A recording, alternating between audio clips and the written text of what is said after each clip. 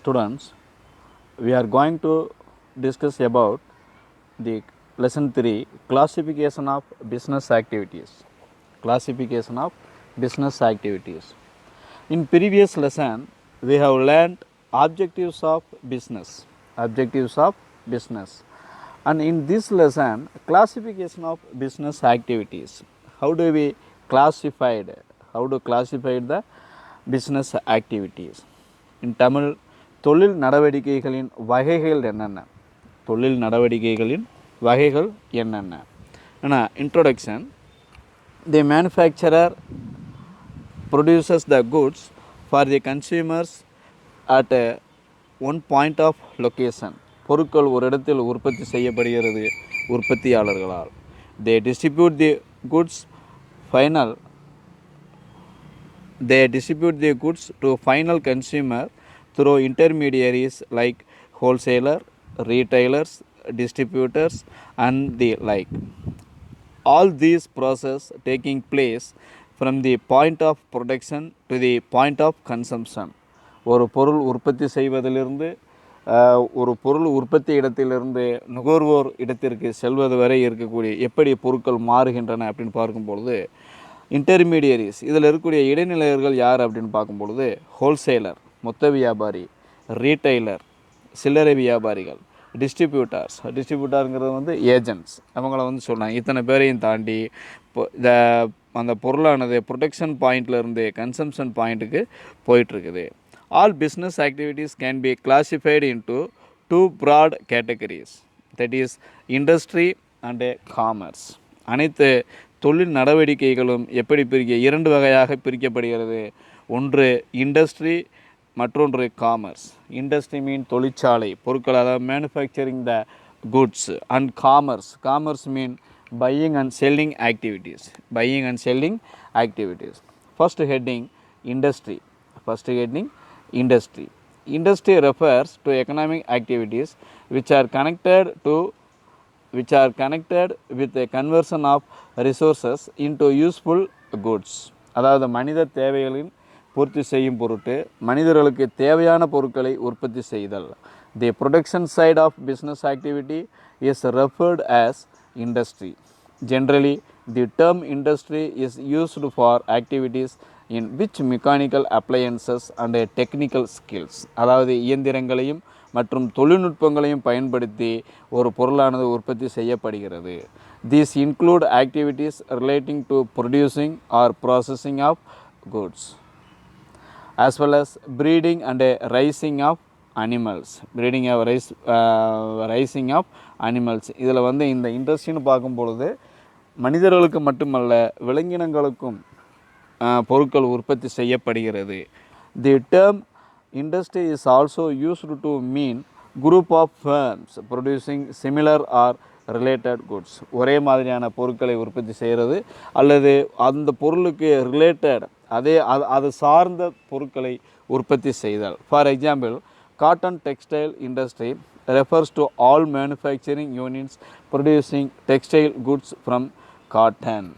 ஒரு cotton industry, அதாவது பருத்தி ஆடைகள் உற்பத்தி செய்யக்கூடிய இடத்துல வந்து அதனுடைய ரா மெட்டீரியல் என்னென்னு பார்க்கும்பொழுது காட்டன், பருத்தி தான். சிமிலர்லி அதே போல் electronic industry would include all firms producing electronic goods. அதாவது மின்னணு சம்பந்தமான பொருட்களை வந்து பயன்படுத்தும் பொழுது அது சார்ந்த பொருட்களை உற்பத்தி செய்கிறது. And so on. Further, in common parlance, certain services like banking and insurance are also referred to as industry. Say banking industry, insurance industry. This is also known as industry. Next heading, kinds of industry. What is kinds of industry அப்படின்னு பார்க்கும்பொழுது wait 1 minute. Industry, அந்த தொழிற்சாலைகளுடைய வகைகள் என்னென்ன அப்படின்னு பார்க்கும்பொழுது let I explain this diagram to you. Listen. Industry, heading is industry. The industry has divided into two parts on the basis of first one on the basis of activity, second one on the basis of size. First one on the basis of activity, primary industry, secondary industry and tertiary industry. Primary industry, it includes extraction industry and genetic industry. Secondary industry, it include manufacturing and construction industry. Manufacturing industry, construction industry.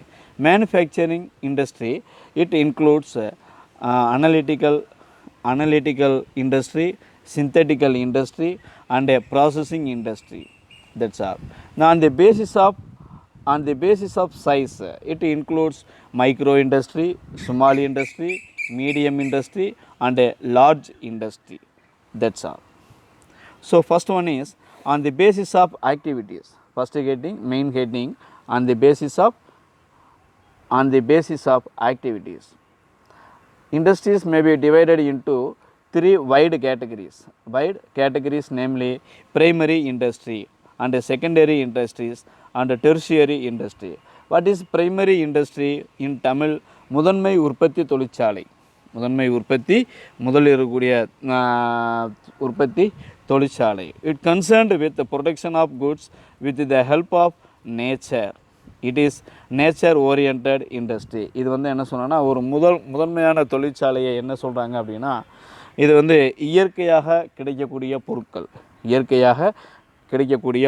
For an example, agriculture, farming, forestry, fishing, horticulture extra. இதெல்லாம் வந்து இந்த பூமியில் இருக்கக்கூடிய இயற்கையான பொருட்கள். இந்த இயற்கை மூலமாக நமக்கு கிடைக்கக்கூடியது என்னென்னா, வேளாண்மை, ஃபார்மிங், பண்ணை, ஃபாரஸ்ட்ரி, காடுகள், ஃபிஷிங், மீன் பிடிக்கிறது, horticulture extra. These industries may be further subdivided as follows. இது கீழே இருக்கக்கூடிய துணை தலைப்புகள் என்னென்ன அப்படின்னு பார்க்கும்பொழுது, first one is extractive industry. இன் தமிழ் பிரித்தெடுக்கும் தொழிற்சாலை அப்படின்னு சொன்னாங்க. என்ன பிரித்தெடுக்கிறாங்க இதில் வந்து என்னென்ன அப்படின்னா, these industries extract or draw out products from natural resources. இயற்கை வளங்களிலிருந்து பிரித்தெடுக்கக்கூடிய பொருட்கள். Extractive industries supply some basic raw materials that are mostly products of geographical or natural environment.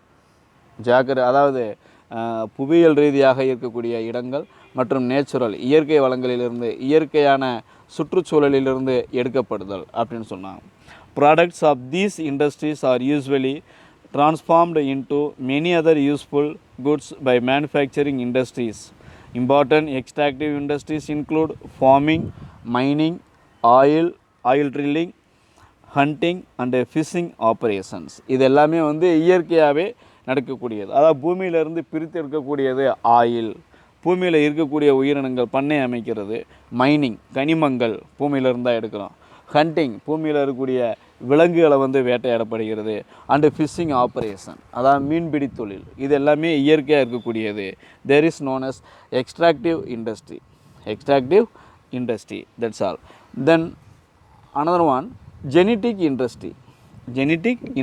It means தமிழில் சொன்னோம்னா மரபு வழி உற்பத்தி தொழிற்சாலை, மரபுசார் உற்பத்தி தொழிற்சாலை அப்படின்னு சொல்கிறாங்க. These industries remain engaged in breeding plants and animals for their use in further reproduction. ஒரு the seeds nursery companies, poultry dairy, piggery, hatcheries, nursery, fisheries, aviary, etc. are classic examples of genetic industries. இது எல்லாமே என்ன சொல்கிறாங்கன்னா, மரபுசார் உற்பத்தி தொழிலுக்கு எடுத்துக்காட்டாக கூறப்படுகிறது. என்னென்ன விதைகள் அதாவது we can easily say in reproduction. ஒரு பூமியில் வந்து ஒரு விதையை போட்டோம் அப்படின்னா அது முளைக்கும். திருப்பி அதிலிருந்து வரக்கூடிய அந்த பலனை அனுபவிச்சு திருப்பி அதிலிருந்து வரக்கூடிய விதையை பூமியில் போட்டோம்னா திருப்பி அதை என்ன செய்யும், வளர்ந்து வரும். அதான் வந்து ரீப்ரொடக்ஷன் அப்படின்னு சொன்னாங்க. தென் நர்சரி கம்பெனிஸ் செடிகள் வச்சு விற்கிறது, பவுல்ட்ரி பண்ணைகள் அமைக்கிறது, டைரின்னா என்னது, பால் பண்ணைகள் அமைக்கிறது, பிக்கரி பன்றி வளர்க்குறது, hatcheries, nursery, fisheries, apiary extra classic of genetic industry அப்படின்னு சொல்கிறாங்க.